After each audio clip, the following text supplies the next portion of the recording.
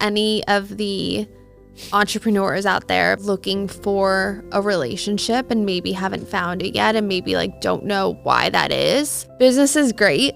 Business is what you're working towards. But if you want that sustainable relationship and you want somebody to spend the rest of your life with, that takes effort. Your business can't be everything in your life. Like if your business is 100%, where is your percent for that other person? What's up, everybody? Today on the High Ticket Podcast, I'm here with the most nervous person in New Jersey. I tried to get my favorite New Jersey person on today. However, Snooki was not here, so I figured I'd get my second favorite person, which is my beautiful, loving fiance, Christine. So, Christine, what I'd like to do is have you go ahead and introduce yourself. And yeah, go ahead. And I want to see how you do this. Usually people talk about all their business, stuff, but... Hi, I'm Christine McNall. I'm from New Jersey, then moved up to Boston where I met this guy. He sat in front of me in brand management. Right after graduation, I knew I wanted to move to Boston.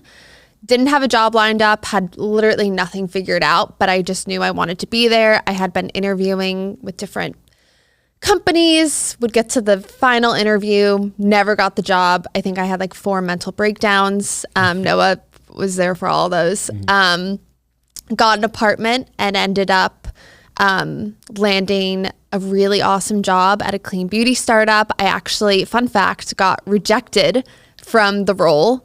And I emailed the CEO back and was just like, I reject this rejection. I'm going to show you how much value I can add to your company. You can pay me literally nothing, but like give me a month to show you what I'm worth. And then from there, you can decide what you want to do. Ended up being at that company for 2 years, ended up becoming, I think I was the director of sales and marketing. I literally did everything. So I have experience with like retail, PR, product development, social media, influencers, literally everything. I feel like I've done everything. She's more impressive than most entrepreneurs I even know. And on today's topic that we want to talk about is being in a relationship with, like being honestly in a relationship with a very sporadic kind of entrepreneur kind of person, but also like providing that really strong grounding as well too. And the dynamic and like navigating the dynamic of like the difficulties of either traveling or moving to new cities or, kind of like, and sometimes getting like sucked in while still being independent of yourself. And also too, like you, again, have a lot of really cool experience. I think a lot of people would value from on this too. So yeah, so I want to start off just by asking you, first of all, you look beautiful. Thank you. Of course. And the second thing that I want to talk about was since being like in our relationship and like obviously we've done a lot of things together. We've moved to new cities. We've obviously have lived together for a few years now. You've seen a lot of the transformations of the business. You've also been a stable rock during more turbulent times inside of that as well too. So for you, what are some of the things that you feel like you do for yourself? And the people who are watching this, I want. This is actually, I think, a cool podcast episode that a lot of people in relationships who are entrepreneurs or dating entrepreneurs can watch, or maybe they're both entrepreneurs, to kind of like understand both people's perspectives. And I think the partner of the entrepreneur and the entrepreneur could both get a lot of value from this. So what are some things that you feel like you do to make sure that in a world that can sometimes feel very consuming, where it's like, there's obviously a lot going on in the business. There's sometimes a lot of pivots that need to be made. How do you feel like you stay grounded in yourself and like make sure that you're still making decisions that are right for you? It's a good question. I think routine. I'm a huge routine person. You know this. Like I am very much, I start work at 8. I end at 4. 5:30, I'm going to a workout class. It is an hour. I walk to Trader Joe's, I'll get things for dinner, or I'll just like peruse because it makes me happy. I come back, we eat, I shower, we watch TV or something. Like I think that's like you're part of that routine, but I really have a strict routine for myself that gives me structure, even when you might not necessarily have it, or even in my own job, I don't feel like I have it at that moment. And I think just like, you and I are not clones of one another. Like there are things that I like to do that you don't like to do and vice versa. So like, I think really ensuring that I'm always doing some of those things. Maybe not all, but like I'm very connected to the things that make me happy. So like every Wednesday night, I watch Real Housewives of Beverly Hills. That's just like my thing that I do. You have a networking dinner. I've gotten so excited for Wednesday nights because I get myself sweet greens. I get myself some exciting dinner, and I make that like a ritual and a routine for myself. And I love my trash reality, and like that's something I do for myself. Your trash reality or reality TV? Reality TV. Okay. I love my reality. Okay. Thank you for saying that. Did I answer the question? You answered it beautifully. Sometimes I think I black out and I forget. Just in life when answering questions. It's okay. The spotlights are very intimidating. Yeah. And but they make you look even more beautiful than you already are. So, but yeah. So I mean, because it's something that we talk about a lot, and like in terms of like communicating, it's something that I never want to feel like I'm overwhelming you with all the things that are going on. But there are times where like obviously it's like, what we're building is a future together. And like, so from your perspective, when do you feel with things that we do, when do you feel like something is that, like, how do you kind of gauge whether or not something is like really something that will be beneficial to you in your life as well too? Like, I guess like not just how do you find routine in the chaos, but like how do you find opportunity for yourself? And sometimes when it feels like a lot of things, because like when we're building a business or something like this, it's to build it for the family in the future and to be able to build a vision that we both have together, whether it's our beautiful home on Nantucket someday or all these different things that we're building towards, or being able to put our kids in great schools. Like, how do you continue to not just feel like, not just like, and I feel like a lot of people in relationships with entrepreneurs, they're kind of following around. They feel like they're just kind of surviving with that person. But how do you feel like you still maintain a level of independence and also continue to like thrive and find those opportunities, especially when things are constantly feel like they're changing? Yeah. And I think I've said this to you before of like, I never want to feel like I'm just in your orbit. I'm just orbiting you and it's Noah's life. And I'm just the fiance. I'm just the wife. I'm just the one here. And I think like, it's something I've actually thought about more and more because we have like an upcoming move. And when we came to Austin, I remember that was very much for you. We would have probably not moved to Austin if that, job wasn't moving. Definitely would not have. Like, I don't know what would have brought us here. Who knows? And I remember in that moment, it was initially like, absolutely no. Like, we're not moving to Austin. I'm going to have to leave my job, or I wouldn't have a job there. I was looking to leave my job anyway. And then, I ended up finding a really kick-ass startup that I was part of for 2 years. It was so fun, so exciting. That would have never happened if your job hadn't moved down here. And like, we have, another move coming up. Is the thing taking us to that city for me? No. In the long term, yeah, it's for our family. Yeah. Short term, it's for you. That's what the move is for. But I think there's so much opportunity. Like, I think you can find opportunity in everything. So I can follow you around and say, oh yeah, I'm just following Noah, whatever. Like, none of this has any opportunity for me. It's just going with you.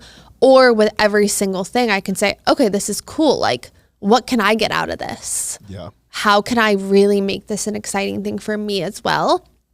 And there might be a time that like, you and I are just in different kind of career situations at the moment, but like there might be a time where it's in reverse. Or even when we were in Austin, there was a point where like you wanted to go, you were ready to leave Austin. I was already really, really in that startup. And I said, no, I can't leave right now. Yeah. And we stayed longer because of that. And then from there too, when I realized like, okay, I'm going to be here, it's how can I find the aligned opportunity in that? And I think one thing that a lot of entrepreneurs, they struggle with, and I think it's also a lot of times like who they're trying to date as well too, is like, especially, and like when I'm speaking like about entrepreneurs, like this applies to both genders. Like I predominantly see this from a men's perspective because most of the entrepreneurs I hang around are also men. My industry is very male dominated too. Shout out to all the females in my industry. You guys are my homies, and you guys kick more ass than most of the guy entrepreneurs I know too. But like the big thing that it's like I notice is a lot of entrepreneurial men, they tend to be like, oh, well, I'm so busy. I need to date someone who's like easy to date. right? Somebody who's willing to follow them around and do these different things. But it's also I think just as this is something for the men out there too. It's like, it's not just about finding like somebody who's easy to date. It's about finding someone that you feel like you can build a long-term alignment and a long-term family with. It's like, is this somebody that you picture being like the mother or the adopted mother of your children or whoever that might be, right? And it's really important to look at it as like, we're building a long-term vision together, and do our visions align? And also realizing like life isn't just about the business. It's also about making sure that both people are aligned and happy, but also like, it's kind of like the leapfrog concept for my older brother and his and Steph, my sister-in-law, my brother Craig, and my sister-in-law Steph. I always forget the term sister-in-law. Yeah. I'm like, that's my sister. I'm like, no, that's not right. Kind of though, but yeah, and it's like the concept of leapfrogging, right? It's like one person like will hold down the fort while the other person takes that next leap. How do you feel though? Because one thing that's something that you say a lot, and I think this will be like pretty introspective for a lot of people, is you understand that the business is like the highest likelihood vehicle of like getting us to that dream outcome of what it is we're both looking to have, right? House and Nantucket, beautiful neighborhood, and I'm not gonna say the towns because I don't want people following us there, but you know, different areas that we want to be living, and the children and all these things. And like, it's very, I feel like it can probably be a bit overwhelming at times too, to be like, you know, the business is that vehicle, and like, I'm not in that vehicle, maybe I don't control that vehicle. But like, so how do you like, I guess like come to terms with like the fact that it's like, hey, although I'm not a contributor, or I guess, let me reframe this. How do you feel like that you're able to positively contribute towards the family and towards what we're building together and the future of what we're building, even though you might not like be like the person who's running that business directly in the business? I think it's when you're having a difficult day, when you're like, when you come home and you're absolutely exhausted and you're like, hey, can you possibly do the dishes? We usually have that kind of agreement. Whoever cooks doesn't clean, whoever cleans doesn't cook. But it's things like that. It's like, I'm absolutely exhausted. Like, could you help out with this? Yes.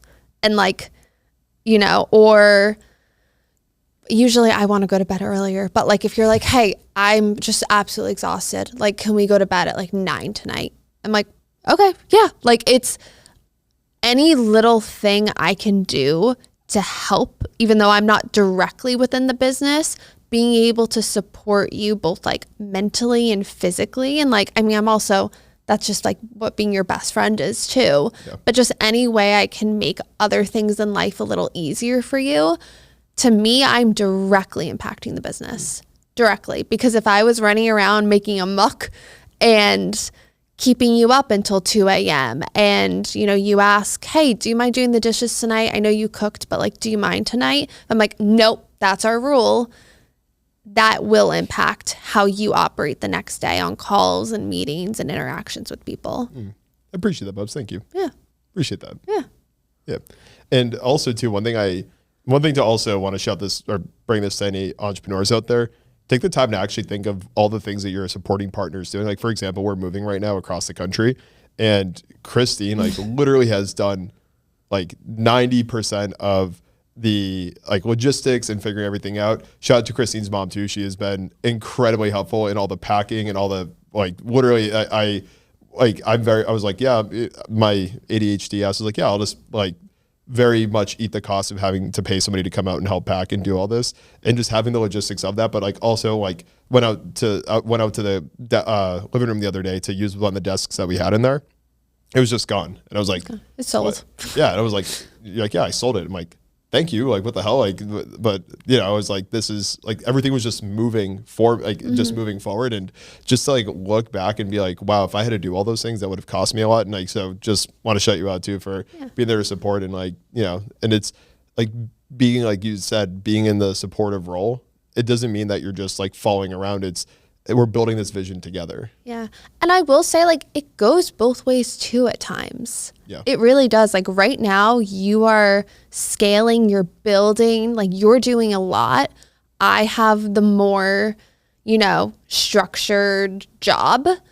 But like there were also times where, just a few years ago, you were in the more structured job, and I was in the startup working for sweat equity, staying at the office until 10 p.m., running around doing God knows what. So it's like we've had it's a balance, and like it can change at any point. And what are the things that this isn't just to make myself feel good, although it probably will feel good. What are some of the things that you appreciate that I'm able to do? Like, what are some of the things that you see? Like, maybe I go a bit above and beyond, or I give something a little bit of extra attention that you also appreciate. For again, for the busy entrepreneurs out there who are, like, can be in a lot of ways, it's easy to feel selfish. Like, you feel like everything you're doing is, even though it's for family, friends, whatever. Like, the goal is to, again, not like to buy my parents their homes and like do all these different things. So it's like, what are some of the things that like, like that you appreciate that I either pay attention to or the attention to detail, and where do you feel like I lack at times and that I can improve upon, which I already feel like I already know some of those answers, but like, where do you feel like I can improve upon at times too, to like either be more present with you or like show that, while also understanding like the things I still need to be focused on as well too. Yeah. So I've always said that like, I love the little things you do. Like there have been days where I was working and Noah like left to go to Trader Joe's, and you just came back with like a bunch of little snacks that you thought I would like. I think you brought me like red licorice and like flowers. I was like not expecting that whatsoever. And that's a little thing that makes me feel really important in a world where the business is also really important. It's like, it almost in that moment, I almost feel like I'm more important than the business. But you always are. It feels that, like, it feels so wonderful. So like, I love little things like that. I mean, there's plenty of nights where I feel like put your phone down and you sit me on the bar stool at our center island and you cook me a beautiful meal and you get me a glass of wine. We play Frank Sinatra, and like, it just feels like I'm literally the only thing in the world that matters to you. So those little experiences and that kind of, I guess you could say like romance, also like words of affirmation. So like when you ask me about certain things that happened in the week or how I'm feeling, or I don't know, just little things like that, I think really help. We've talked about it before with like ways of improvement and like being present. I think when you do run a business and you're scaling, you're on your phone. I remember when I was at my craziest startups and, we're raising capital and I was on my phone. My phone went off. I had to be on that because no one else was. I had to be on that. But I understand, like, there were so many times that like I was not present, and I think back and I'm like, wow, I really don't remember any of that day because I was on my phone the entire time. So that's the only thing I would ever say to you of like, I think you could be more present. And just being in the moment. And I think the people you're with can really tell if you're there or not. Yeah. Like, it's not one of those things where like, oh, like, I think you can like fake being present. People can tell if you're not really listening. People can tell if you put your phone, and there's times where like I put my phone down, I'm like, I know your mind is elsewhere. Yeah. And I can tell. You also have ADHD, so that's a mix of it too. I'm like, I don't know if you're listening to me at all. So they're actually trying to focus. Yeah, like, but I think being present is a really big one, because if I'm talking to you and I can tell your mind is elsewhere and you're thinking about who knows what, it's like, I don't want to keep talking anymore. Like, you're not listening. So it makes me feel just like unimportant, even though I know I'm important to you. Yeah. Yeah. Yeah. That's a good note. I mean, I feel like we've talked about that too, but it's a good reminder. And I think like overall, just, life can be short. So it's like being present with the people you're with, because you never know. Yeah. Yeah. And one thing and I'll shout us out, we've never actually been in a fight. Like, we've had disagreements. There's things we disagreed on, and that, I won't say it happens frequently, but it happens at a healthy amount. We've been together almost 7 years. And there's been times I've been annoyed at you. You've been annoyed at me. There's times where we've been overstimulated with each other, needing space. What would you say, like, because obviously we have, and the key for it is our communication. Yeah. Like, our communication, I think, is better than 99.99% of couples. What are the frameworks that you think about, like, when we are having those difficult conversations? What's the framework that you go through in your head to ensure that it doesn't escalate or that it doesn't turn to a fight? And like, how do you intentionally frame what you're going to say in order to communicate the way you want to keep the conversation solutions focused? I think a big thing specifically with you is learning, and like anyone can do this with their own partner, but how you best can take in information, ingest what I'm saying, think it through, and then come back with a solution. Like it's like understanding how you solutionize. So I remember, years ago in our relationship, I'm a fixer. So I want to talk about it immediately. I want to put it to bed, and I want us to be okay as soon as possible. Yeah. And I would remember we would get in, disagreements, and I would try to just pull from you. And I'm just like, let's talk. What's going on? Let me know. Like, well, I felt this way. How'd you feel? And I remember you would get frustrated and you would be like, I need like 10 minutes. Like, I need to just go in the other room for 10 minutes. I need to just like think. I need to like come back and then like share my thoughts with you.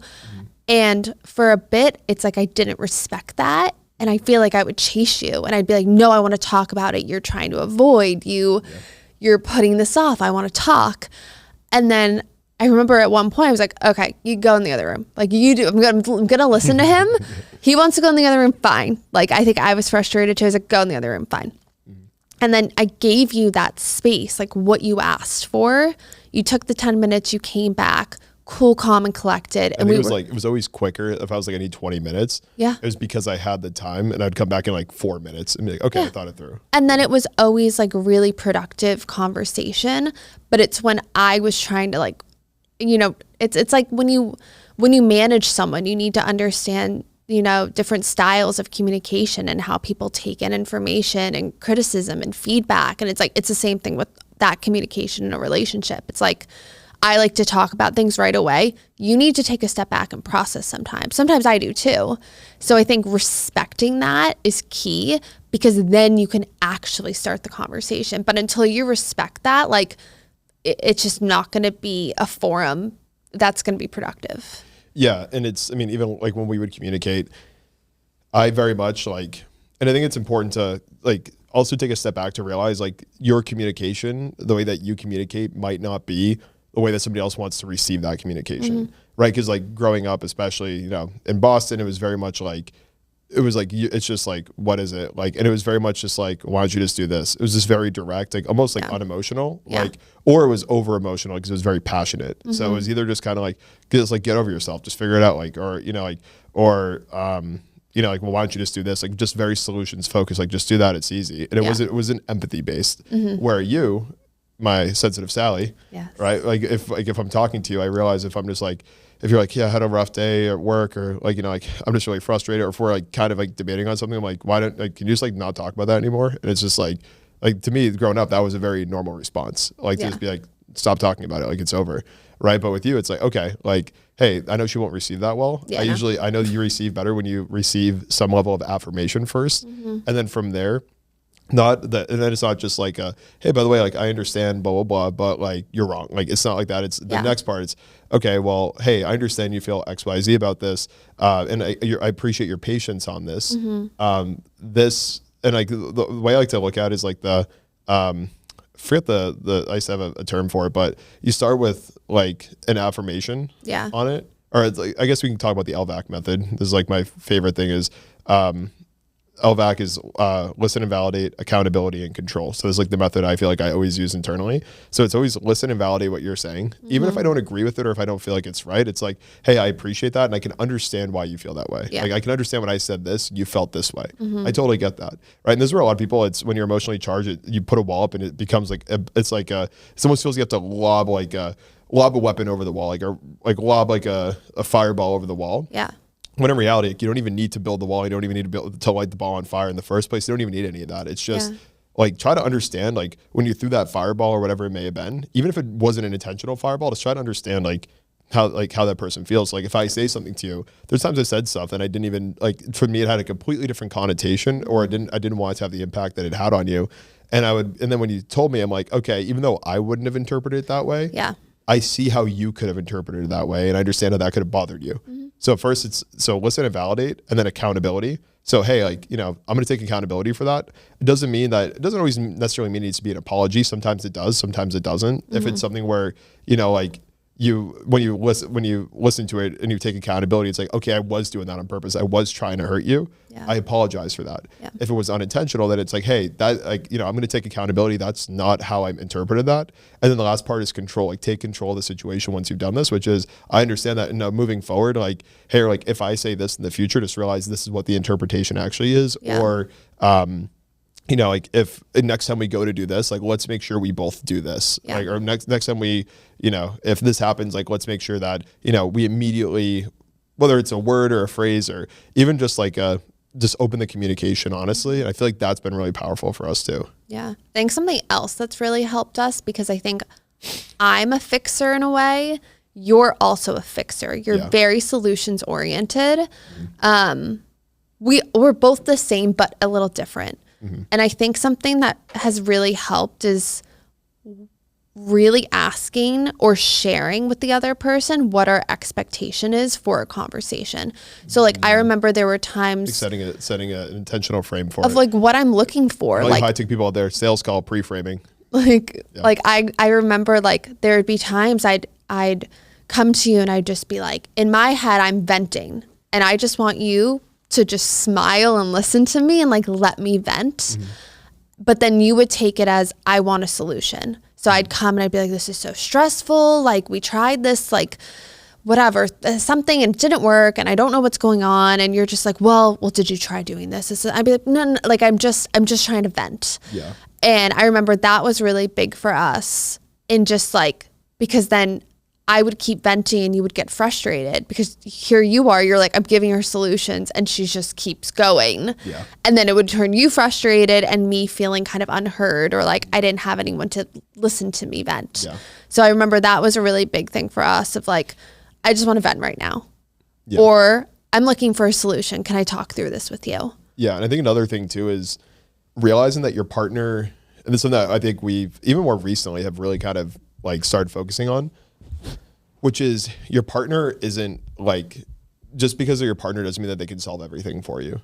Like, and there's been times where like, for example, there's certain things that you'll vent about and I'm like, hey, like when you vent to me about this, like all it does is just add an immense amount of stress. Like, for example, my mom like is like the best, like you could vent to her for 17 hours straight and she would just be the best comforting person just to hear you vent and do this, where your mom is very solutions focused. So it's funny, her mom's sitting over here and it's funny because like, it's funny. There's times where I'll call your mom about things and you'll call my mom about things because I'm like, I need a solution, or I'm like, I just need a vent. I'll call my mom. Yeah. So, but realizing that, just because somebody's your partner, and there's sometimes it's like when you feel like you can rely on each other and this person's always there for you, it can almost create like a level of codependency where you feel like that person can solve everything for you. Yeah. Right. And like also like it can sometimes take you away from being able to solve things on your own too. Because it's like, oh, I'm just going to use my partner or confide in my partner because they're an extension of me. Yeah. When in reality, you're two individual people. Exactly. And this is something that I feel like we've come to, this is like a revelation we've had recently in our own relationship, which is like,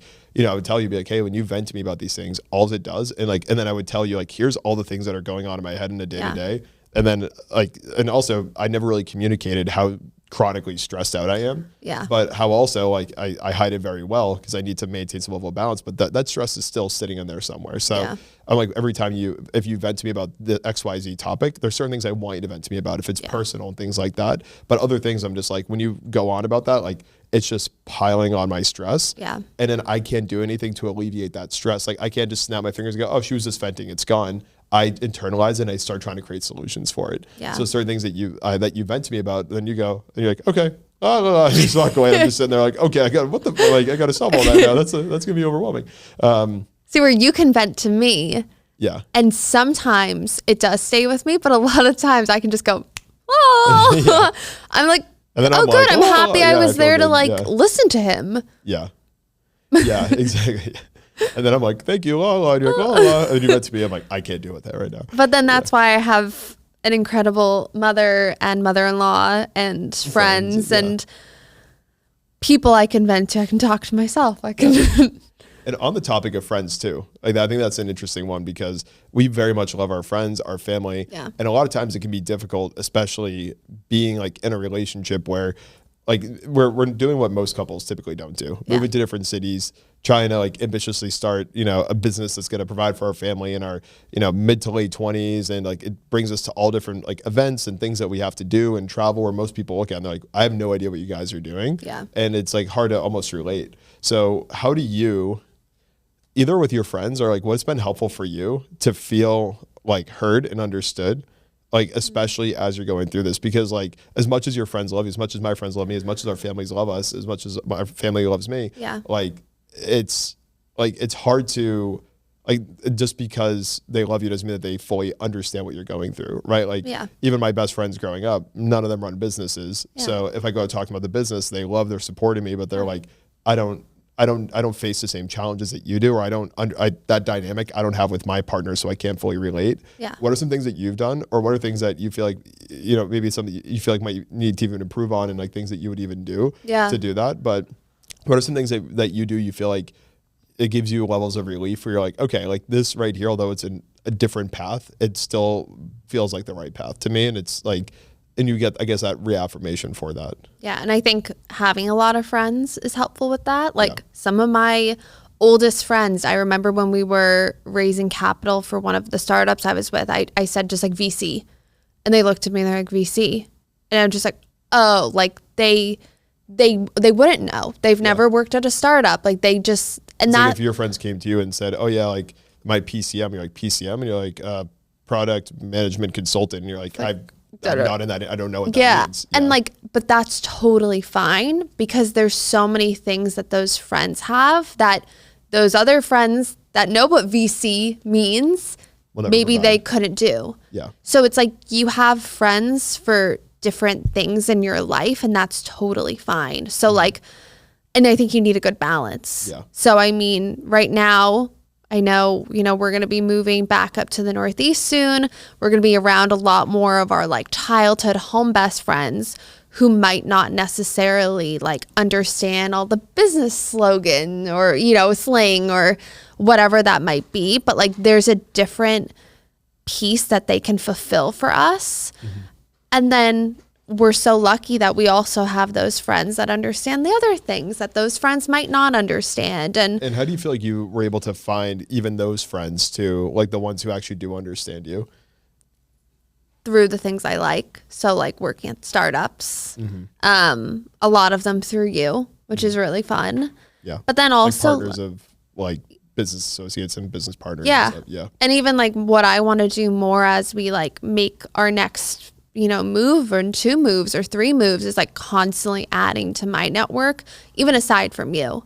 So like really filling my life with like not only those older friends that, knew me when I had braces and glasses and, terrible acne, but the new friends who just know me right now, the Christine who knows what VC means and like things like that. So having that mix, because then there are certain things that I know I'm going to go to this friend about that I wouldn't necessarily go to this other friend about. And that's okay. We have friends for different reasons and different conversations. And that's okay that they don't all fulfill every single conversation or thought or idea.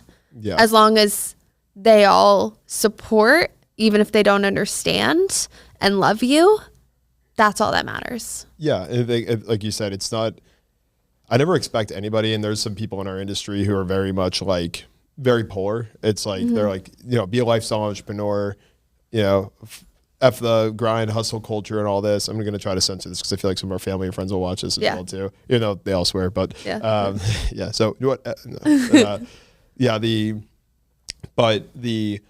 it's not even just about like them even have to understand. It's just like, do you see like that? It's like you said, they're there for different reasons. Like there's friends when I was doing well in business and I was incredibly depressed. Like my hometown friends were the ones who were like, hey man, are you good? Like you're off, like you're not yourself right now. And those friends come down to visit and just taking that weekend off to just enjoy it. It actually gave me fuel back in my business. Or when the business isn't going well, but like I'm having a good time and like, like I'm feeling good. It's my business friends who are like, that's good, man. But like, here are your goals. Like, remember there's still a level of focus and discipline that you need to have in order to hit those. So it's like pulling you back into it as well too. So yeah, I think that's an interesting point too. It's just like, and a lot of people, like, I'm one of the first entrepreneurs to say, like, you know, people say surround yourself with the 5 people that you want to, you know, you become the average of the 5 people you surround or you spend most of your time with. Yeah. And there's different seasons of life that may require different 5 friends. I think when everyone hears the 5 friends, it's like, who are the 5 most successful people I know in business or finances? But it's like, okay, well, what are you trying to accomplish? And who are those 5 people that can help you accomplish that? Yeah. If I'm trying to feel more grounded, feel more personally fulfilled, feel happy, have more fun times, let my filter completely out the window. Yeah. I'm going to my hometown friends. Yeah. People I can just feel fully confident in, confide in.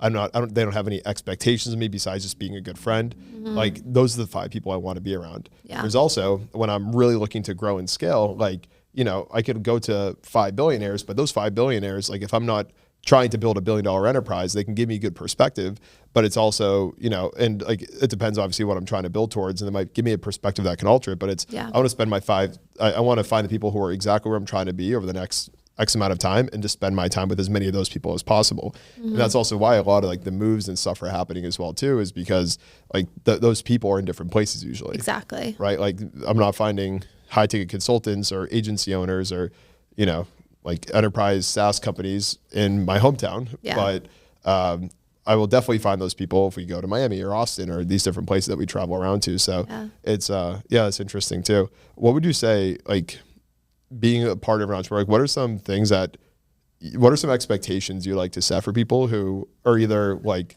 chronic entrepreneur daters who are like, oh, I just love dating business people, and maybe some of those people are in it for alternative motives, like they just like the money, the travel, things like that, or the people who genuinely like the characteristics of an entrepreneur or something like that, but just struggle to like either connect with them at times. Like, what are some of the expectations you have for people if like they're either in a relationship or they're like thinking, or they're maybe dating somebody who might be an entrepreneur, or end up dating a lot of people who are typically entrepreneurs?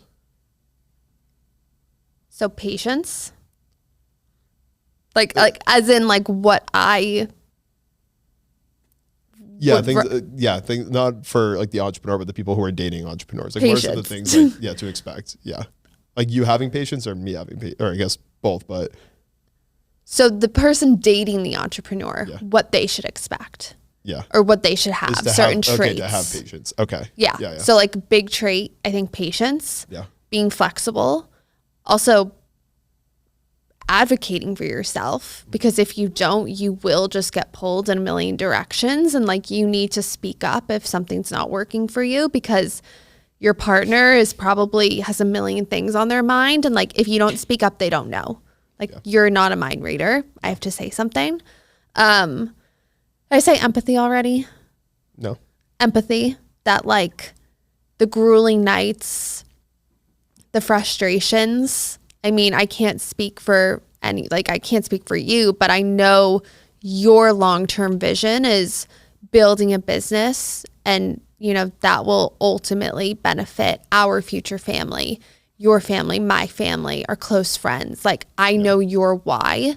I don't know everyone's why, but so as a partner, like having just like empathy and, you know, realizing that these are sacrifices that like not only you'll make at times, like I've made plenty of sacrifices in this relationship. You've also made sacrifices. And I know you've made sacrifices for me, but also yourself for the business. I almost view the business as like this like third party entity that we both make sacrifices for, because in the coming years, that entity is going to be what gives us the things that, you know, we've always talked and dreamt about, and our family and our kids and future kids. We have no kids at the moment, except our cat Charlie. But shout out Chucky, Big Chuck.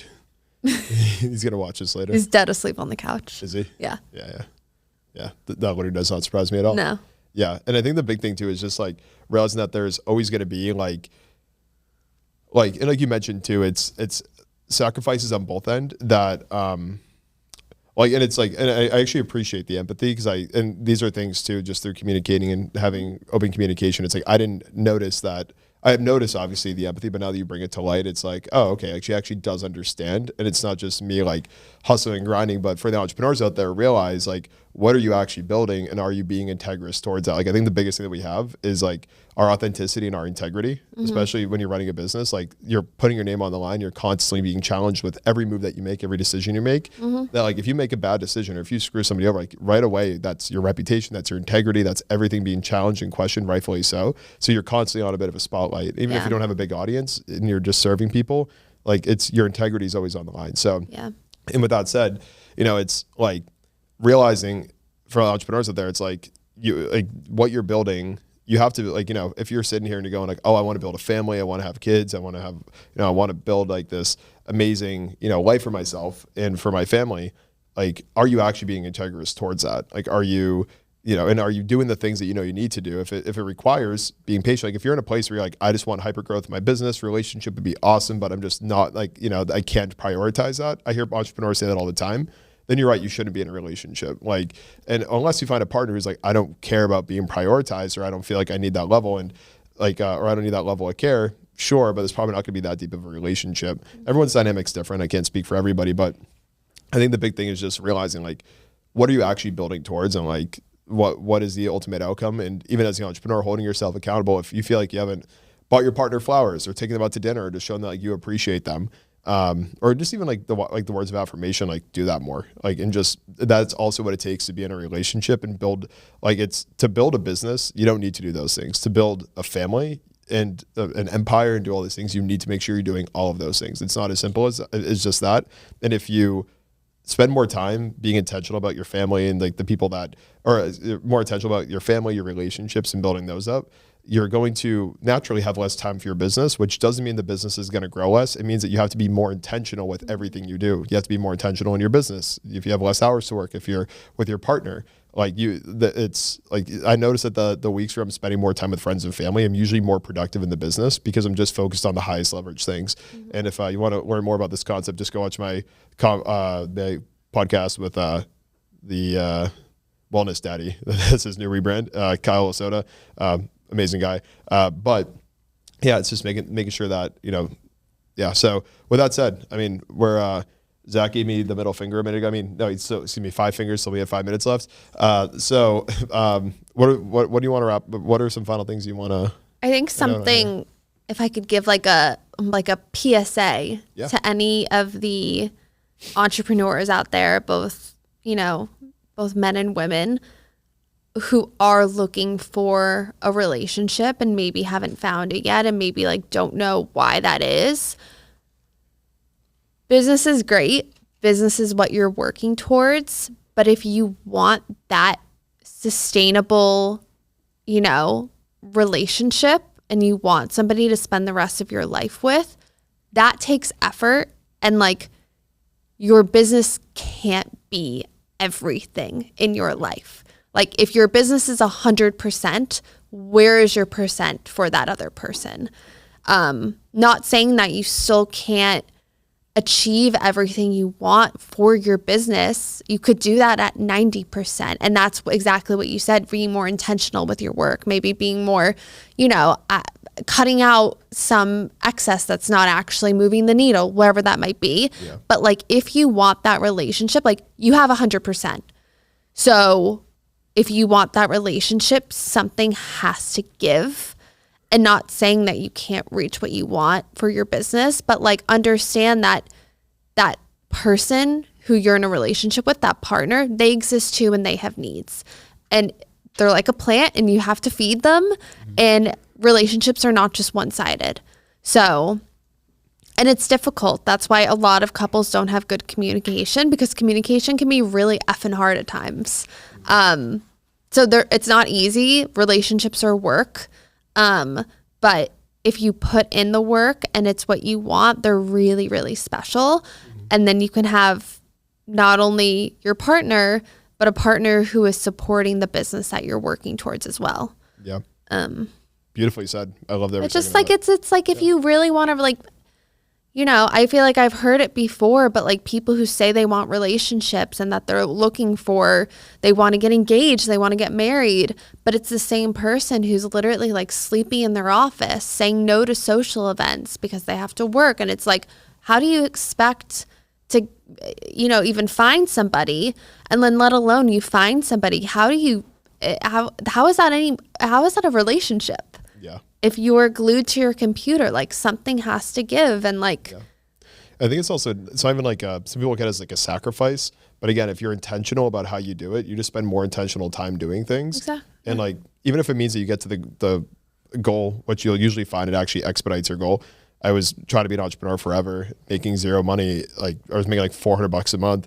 And then you're like, yeah, let's move in together. I was like, oh shit, I need to make money. Like I need to make real money. And I went out and I started doing everything to actually, there was all new skills I had to learn. I realized I wasn't actually doing high leverage things. I was doing things that felt good and, felt like I was moving things forward. But when I actually needed to step up and be a man and, provide and start building a life for us, I was like, I actually have to do things completely different than what I'm doing now. And that was a hard realization. But to wrap up too, a note out there for people who are not entrepreneurs and dating entrepreneurs, realize that we require a lot of patience. Like we are constantly going at 1,000,000 miles per hour. We are sometimes sporadic. We like to make we usually are very risk intolerant. We tend to make decisions like this on the spot. So with that said, a lot of times we actually need grounding and we need help with the grounding. We don't always notice it, but also realize that it's important to align if you're going to date somebody who's ambitious, to align behind the goals that this person has. And if you feel like you can't, like it's almost like it's not even aligning just behind like the person, it's aligning behind the lifestyle that this person's also choosing to live, and realizing that there is a level of, again, it's not even sacrifice, because you'll probably end up doing a lot of exciting things you never thought, but you're also probably going to be scared shitless a lot, because this person again is very much like low risk or high risk tolerance, or I'm saying that backwards, but they're okay with a lot of risk and they're willing to make those big steps. So realizing that, grounding is very important, like in helping them to stay grounded as well. And realizing too that, if they are not active and or maybe feel like they're not actively listening and stuff like that, first of all, always just let them know that that's how you're feeling, but also, have that level of empathy, because the mission that we're on is so much greater than just ourselves, and it might feel selfish at times, but it's not just for them. And again, it depends on the entrepreneur, but for most entrepreneurs I know, they're like, I want to have a family. I want to have a beautiful home. I want my kids going to the best schools.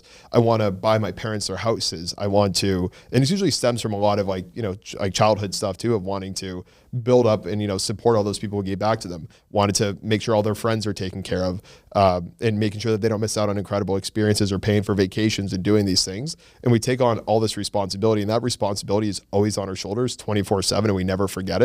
Sometimes we may lose a bit of alignment with our why, but at the end of the day, that's the core of why we're doing it. So just leading with a bit of that patience and empathy, but also making sure that you are speaking up for yourself too. You also matter. It's a 50-50 relationship. So like you also matter, but understand that like they're not mind readers. Like if something's not working for you, you need to say something. Yeah. And also be your own person, because at the end of the day, we are two individuals that just decided to go through life together. But Love that. You are you and I am mine. You are you. I am me. You are you, and Chucky's Chucky. And Charlie is Charlie. Chucky's Chucky. I love you so much. Thank you for doing this with me. Love you too. And this was a lot of fun. This is so fun. You do a second episode? We can do that. Should I start my own podcast? Yeah. Do you want to kiss on camera? No. Me neither. I don't do that. Me neither. Our families are watching. Literally. My mom is right there. Yeah. Well, I love you, and thank you for doing this with me. Love you too. Thanks for having me. Of course. My hi to good lady. All right, everybody. Thank you so much for watching. Hope you got a lot of value, and we love you guys too. And hope this was a lot of value.